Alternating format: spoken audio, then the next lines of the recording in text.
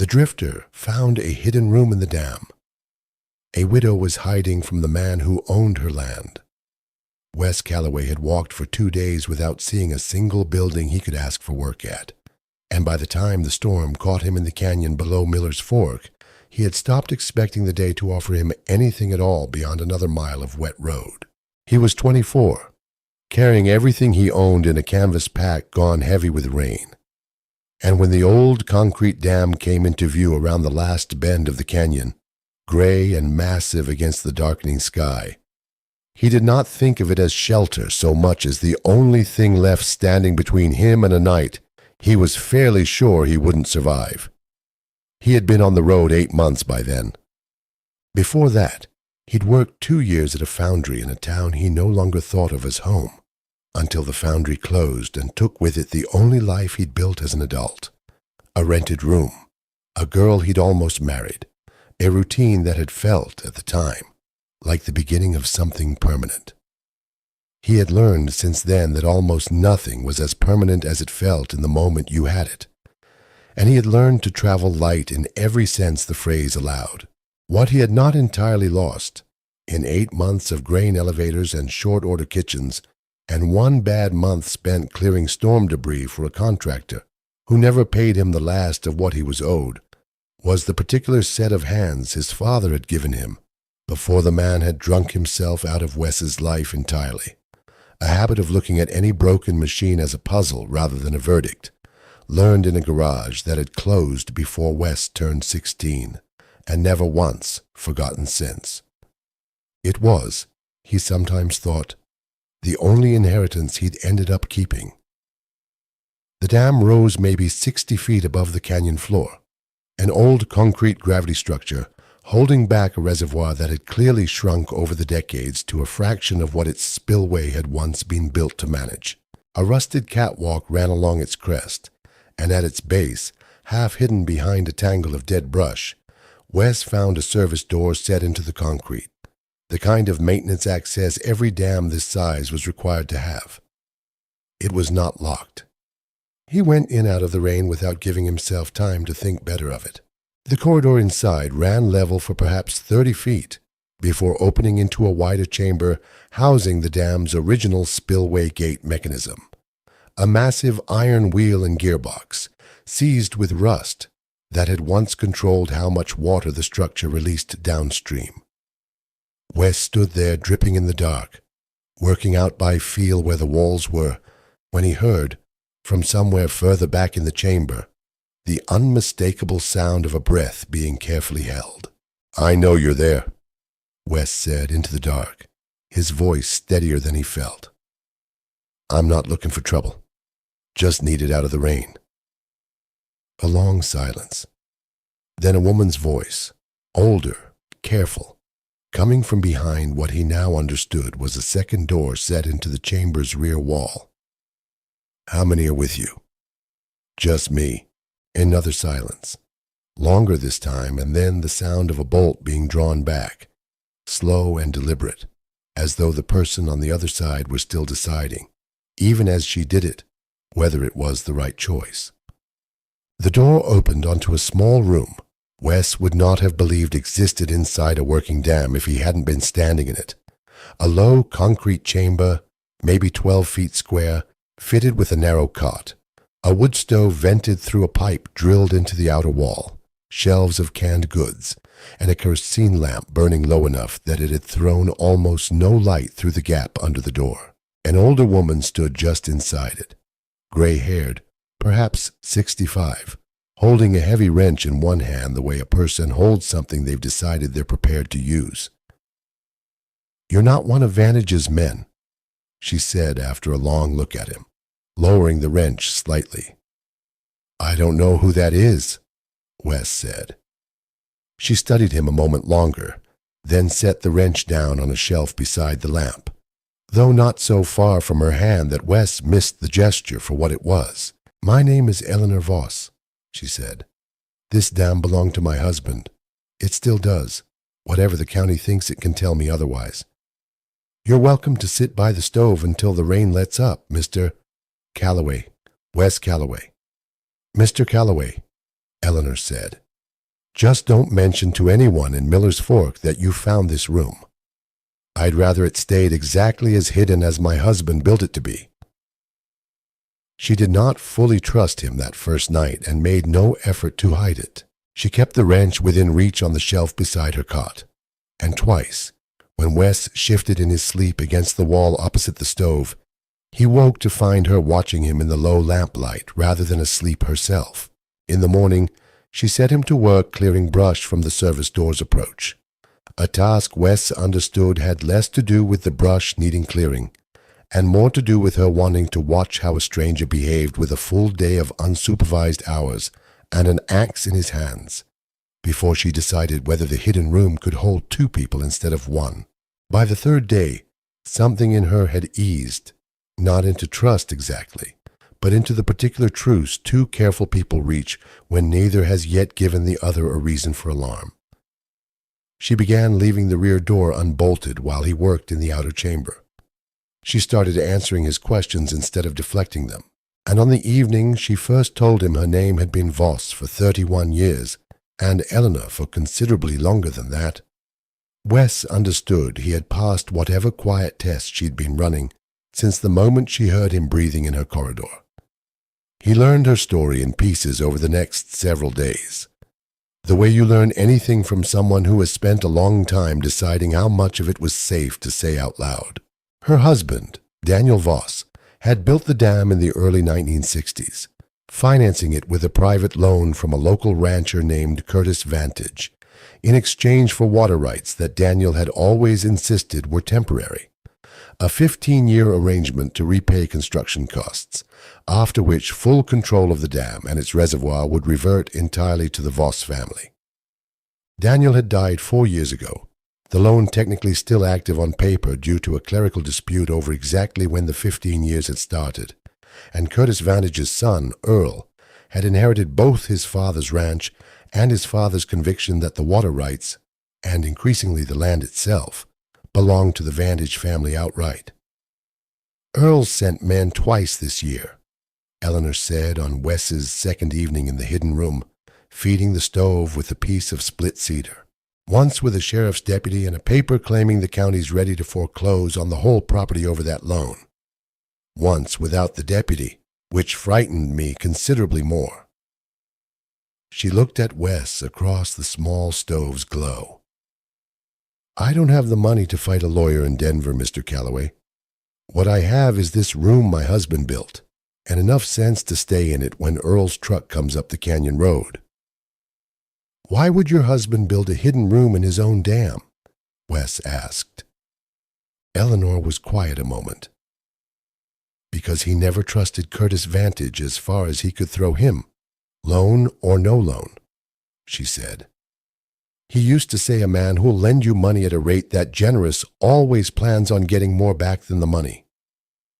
"Curtis and Daniel were friends once, if you can believe that," Eleanor added one evening, watching the stove's small flame rather than looking at Wes directly. "Grew up 2 ranches apart. Curtis lent Daniel the money because nobody else in the county would take a chance on an irrigation dam that ambitious, and for the first few years he seemed genuinely proud of what Daniel had built with it. Something changed around the 10th year. I've never known exactly what, whether it was the water rights turning out to be worth more than either of them expected, or simply that Curtis got used to holding something over a man he used to call his friend, and found he didn't want to give that feeling up on schedule."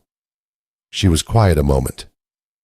"Daniel used to say some men can't tell the difference between lending a hand and buying a leash. I don't think Curtis ever worked out which one he'd meant to give."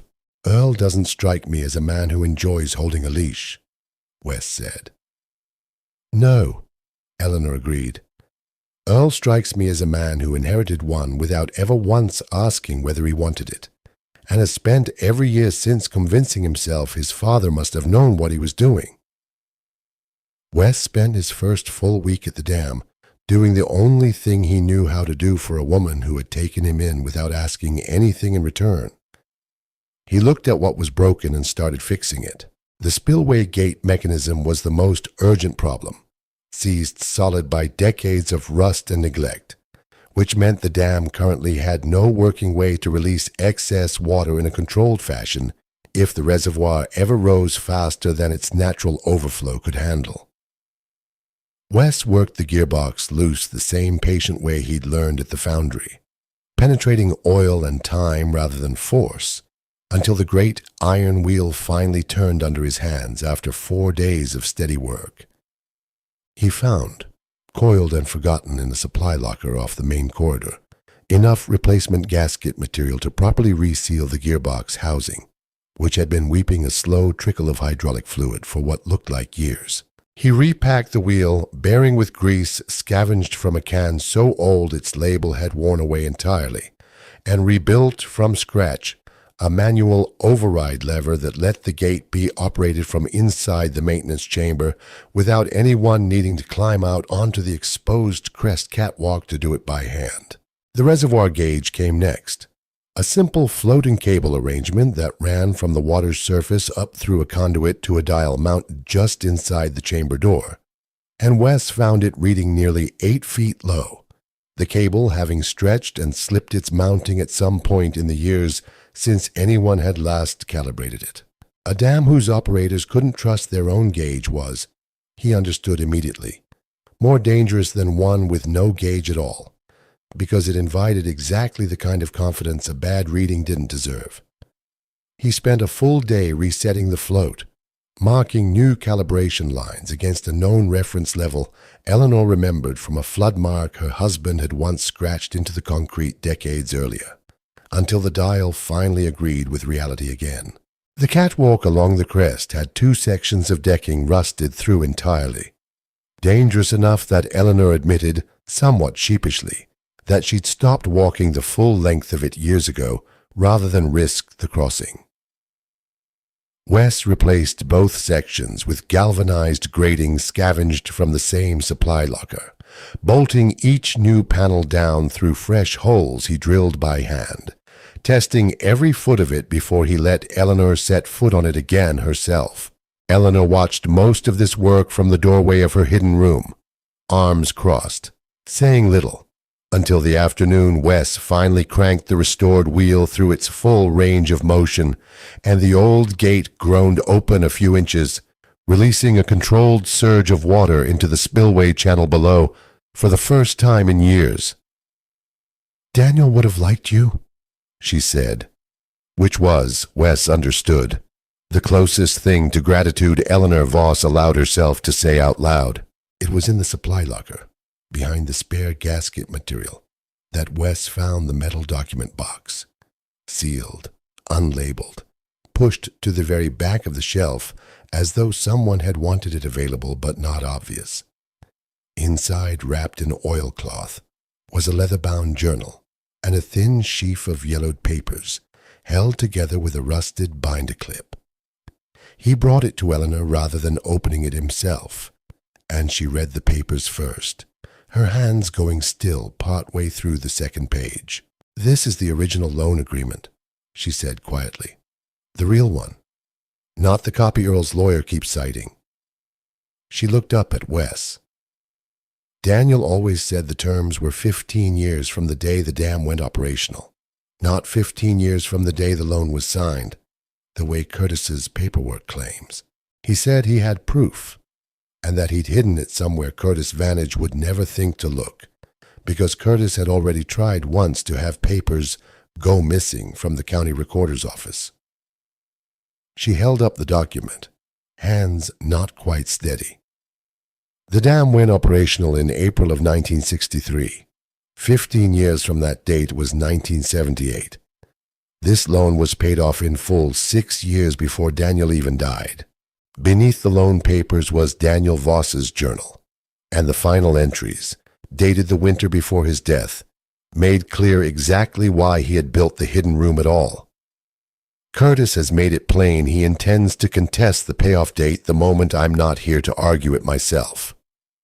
I've hidden the original terms where only Eleanor will think to look, in the one place on this property Curtis Vantage has never once set foot inside, because he's always been too proud to get his hands dirty checking anything himself. If it comes to it, This room will keep her safe long enough for the truth to catch up to his son's paperwork. Eleanor closed the journal and sat with it a long while, and Wes understood that he was looking at a plan a dying man had made for a fight he would never live to see argued in person. There was an earlier entry, dated nearly a decade before Daniel's death, that Eleanor read aloud to Wes that same evening, her voice steadier than he expected. Curtis stopped by today to look over the spillway, though we both know he came to look over the reservoir line and calculate what it's worth. Told him plainly the loan would be paid in full by 1978, regardless of what his lawyer wanted to argue about the start date. He smiled the way he always does when he's already decided to disagree with you later. Somewhere you won't be present to argue back. I've started keeping a second copy of everything that matters in a place he'll never think to look, because a man who plans to take something eventually rarely bothers hiding how sure he is that he will. Eleanor set the journal down. Daniel knew, she said quietly. He knew for years this fight was coming, and he built this room half as a shelter and half as a vault, because he understood Curtis Vantage better than Curtis Vantage ever understood himself. That same night, neither of them ready yet to sleep, Eleanor asked Wes the question she'd been circling for days without quite landing on it. You never talk about where you're headed after this, she said. Every drifter I've ever heard of has somewhere they're walking toward, even if they won't say it out loud. I stopped having a somewhere a while back, Wes said. Girl I almost married stayed behind when the foundry closed. My father drank himself out of my life before that. I got used to the idea that wherever I ended up next was just wherever the road happened to run out. He looked at the stove rather than at her. This is the first place in 8 months I haven't spent the whole night thinking about where I'd go once the weather turned. Eleanor was quiet a long moment. Daniel used to say a house isn't the walls, she said finally. It's whoever's willing to sit up with you the night before a hard thing happens, just so you're not doing the sitting up alone. She looked at him, something unguarded in her face that hadn't been there the first night he'd found her holding a wrench in the dark. I've been doing my share of sitting up alone for 4 years now, Mr. Calloway. I find I don't much care for the habit, now that there's an alternative. Neither of them said anything else about it that night, but something between them had shifted all the same, quietly, the way water finds a new course without announcing the change until you notice the old ones run dry. The days that followed settled into a rhythm neither of them had planned, but both seemed to trust more than they said out loud. Mornings belonged to the gate mechanism, and whatever section of catwalk still needed attention. Afternoons, Eleanor taught him to read the reservoir the way Daniel once had. The particular color the water turned before a storm, the sound the spillway made when the flow was healthy against the sound it made when something further upstream needed checking. Evenings belonged to the stove, and to conversations that started as maintenance reports and ended, more often than either of them planned, somewhere closer to the two of them than to the dam at all. Earl Vantage's truck came up the canyon road on a Thursday, 3 days after they'd found the papers, and this time he brought 2 men Wes didn't recognize along with a folder of documents he clearly intended to make official. It was not, however, Earl's first visit since Wes had arrived. He had come alone the week before, parking at the canyon mouth rather than driving all the way up, and had simply stood looking at the dam for a long while before Eleanor, watching from the crest, decided he'd left without incident. He does that sometimes, she'd told Wes afterward. Comes to look at what he thinks he already owns. I used to find it frightening. Now I mostly find it sad, though I try not to let that soften me more than it should. Mrs. Voss, Earl called out, standing at the base of the dam with the easy confidence of a man who had never once had to fight for anything he considered already his. County's granted the foreclosure. You've got until the end of the month to vacate, and I'd rather this go easier than my father's dealings with your husband ever did. The loan was paid in full in 1978, Eleanor said, stepping out from the service door with Wes a half-step behind her. I have the original terms, Earl, signed by both your father and mine. Earl's expression didn't change much, but something behind his eyes did, the particular stillness of a man recalculating in real time. My father's paperwork says otherwise, he said, and my father's paperwork is what's on file with the county. Your father's paperwork is a copy, Wes said. Daniel Voss kept the original specifically because he didn't trust your father not to alter the county's copy after the fact. That's not an accusation.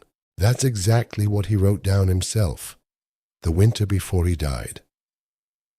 Earl looked at the two of them for a long moment, then at the folder in his own hands, and said, in a voice considerably less certain than the one he'd arrived with, I'll have my lawyer review whatever you claim to have. Until then, the county's order stands. He turned to leave, then stopped, looking back at the dam itself with an expression Wes couldn't quite read. That gate's been seized for 15 years, he said. Who's been working on it? Nobody answered him, and he drove back down the canyon road without waiting for one.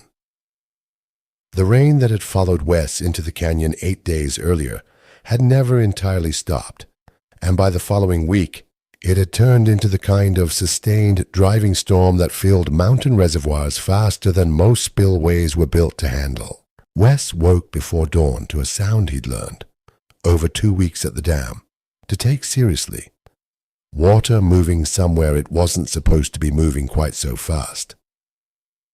He climbed to the crest before Eleanor was fully awake, lantern in hand, and stood a long moment watching the reservoir's black surface churn closer to the concrete lip than he had seen it in all his time at the dam.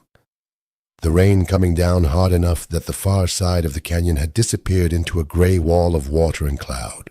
He thought, standing there, of Daniel Voss's logbooks, of a man who had spent decades preparing this exact structure for exactly this kind of morning, and understood that whatever the two of them managed in the hours ahead, they would be finishing a job Daniel had started building the day he poured the first foot of concrete. The reservoir had risen nearly 4 feet overnight, close enough to the dam's crest that Eleanor, standing beside him at the spillway controls with her hair still uncombed from sleep, said what they were both already thinking. If this keeps rising through the day, it'll go over the crest by tonight. Daniel always said an uncontrolled overtop was the one failure this structure was never built to survive.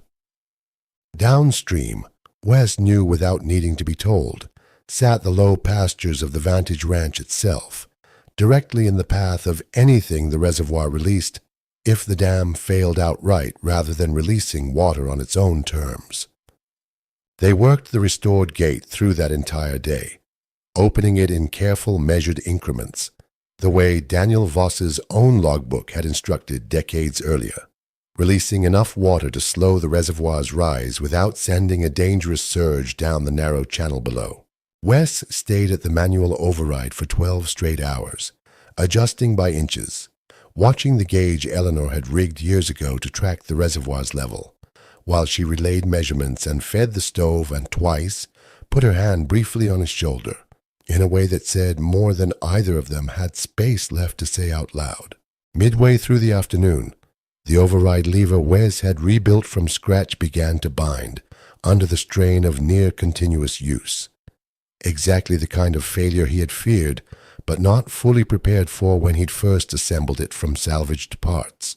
He worked it free with his bare hands rather than stop to fetch a proper tool, feeling the mechanism grind against something that hadn't yet worn smooth, and understood, in the same instant, that if it seized entirely with the gate half open, there would be no way to close it again before the reservoir either overtopped the crest or emptied itself all at once into the channel below.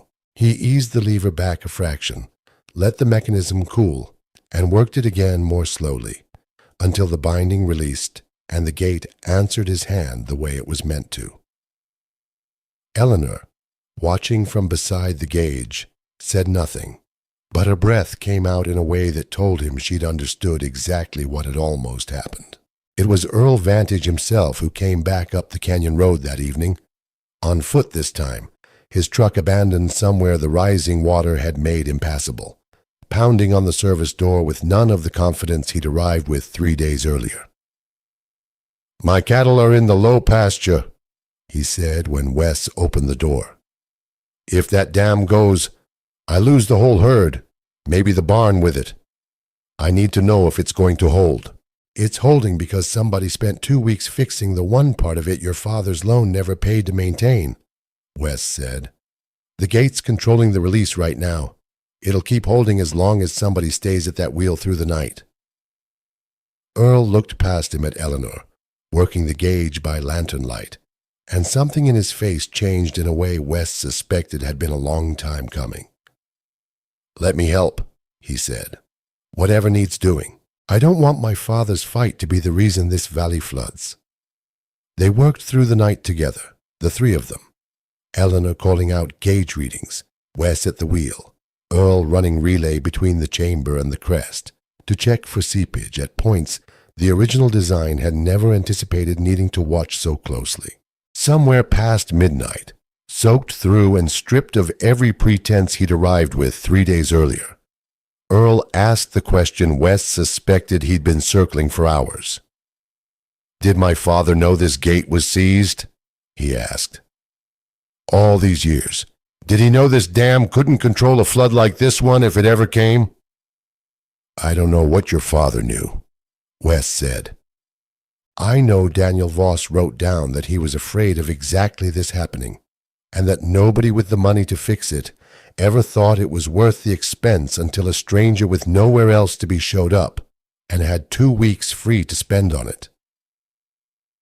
Earl said nothing for a long while after that, working the relay in silence, and Wes understood that whatever conversation Earl Vantage was having, it was mostly with his father's memory rather than with either of them.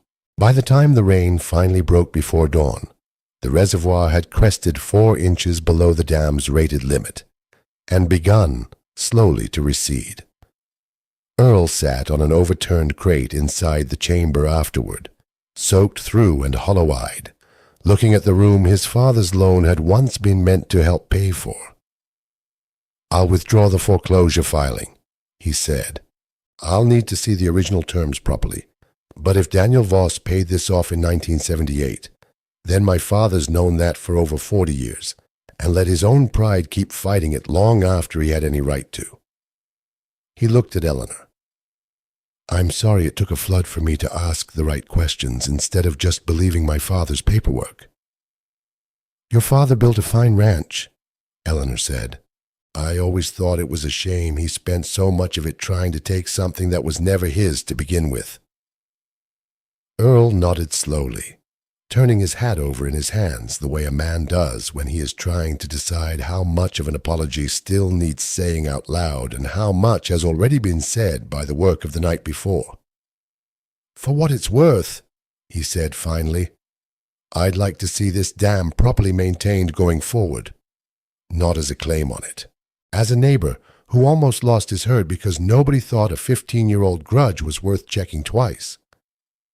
"That," Eleanor said, "is the first sensible thing a Vantage has said to me in longer than I care to count."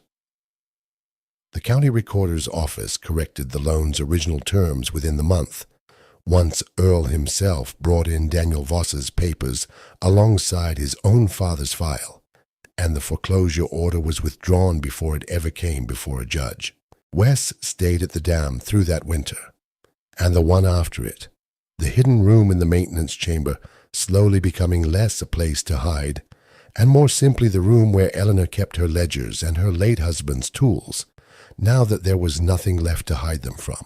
He rebuilt the spillway gate's remaining mechanisms properly, not urgently this time, and taught himself, from Daniel Voss's own logbooks, everything else the dam still needed to run the way it had been designed to 70 years earlier. He never did tell Eleanor exactly when he'd stopped thinking of the canyon as a place he was merely stopping on his way to somewhere else. She never asked directly either, though she started sometime in that second winter, referring to the room by the stove as your side of the shelf, without either of them remarking on when that had become true. It was not a large change, as changes went.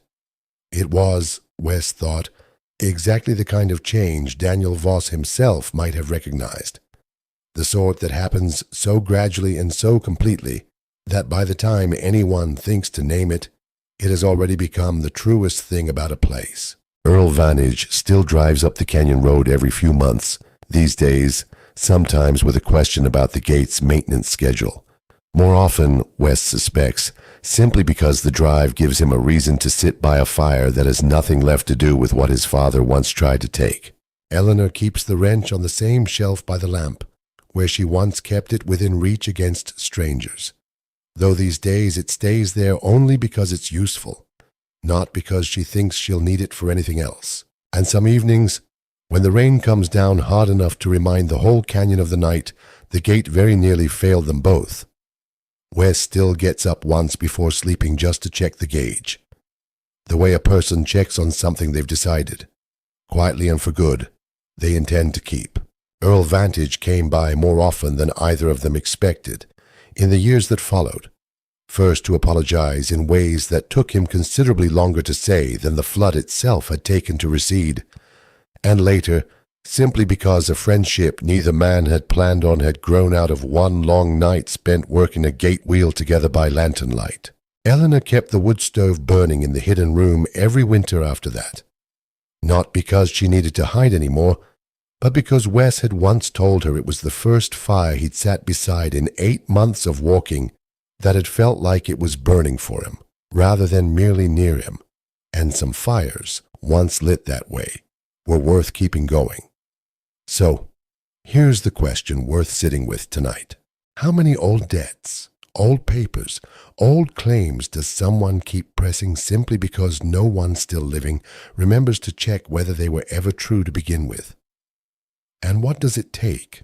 A flood, a stranger, a room built decades in advance by someone who knew exactly what was coming, for the truth to finally catch up.